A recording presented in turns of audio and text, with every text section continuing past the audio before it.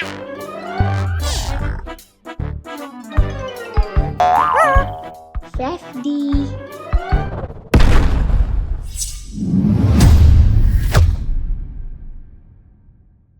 Hello చిన్నపిల్లలారా, మీరు ఆ రోజు మా కథలోకి దిగడానికి సిద్ధంగా ఉన్నారా?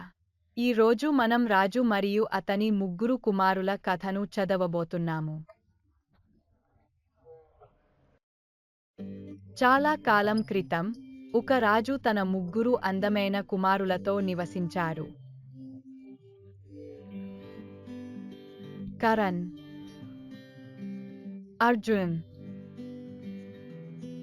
మరియు యశ్. ఒకరోజు రాజు తన ముగ్గురు కుమారులను పిలిచి, మీలో ఎవరు తెలివైనవారో పరీక్షించాలనుకుంటున్నాను, తద్వారా నేను తెలివైన యువరాజును నా రాజ్యానికి పాలకుడిని చేయగలను.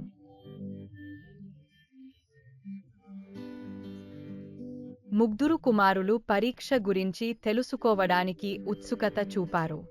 రాజు తన కుమారులతో అన్నాడు, మీరు చేయాల్సిందల్లా ఈ గది మొత్తాన్ని ఏదో ఒకదానితో నింపడమే.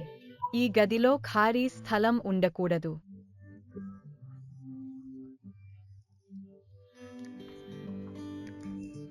మరుసటి రోజు, తమ క్రొత్త రాజు ఎవరో తెలుసుకోవడానికి రాజ్య మంత్రులు, ప్రజలు రాజభవనంలో గుమిగూడారు. ఆ గదిని నింపడానికి ప్రిన్స్ కరణ్ చాలా వజ్రాలు కొనుక్కున్నారు.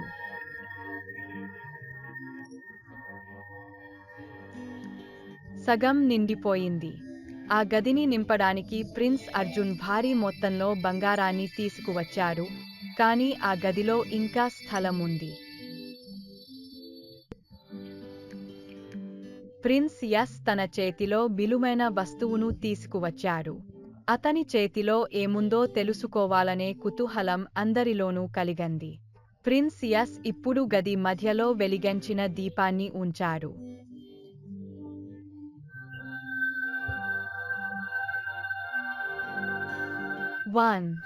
దీపం తన కాంతిని గది అంతటా వ్యాపింపజేసింది. వెలుతురు అందని చోటు లేదు. అక్కడ గుమిగూడిన వారంతా ఆశ్చర్యపోయి ప్రిన్స్ యశ్ తెలివితేటలను మెచ్చుకున్నారు.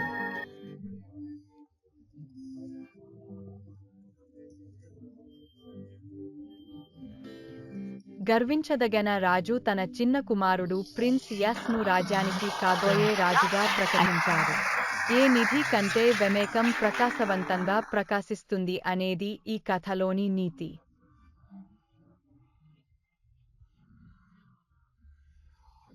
దీని అర్థం ఏమిటి?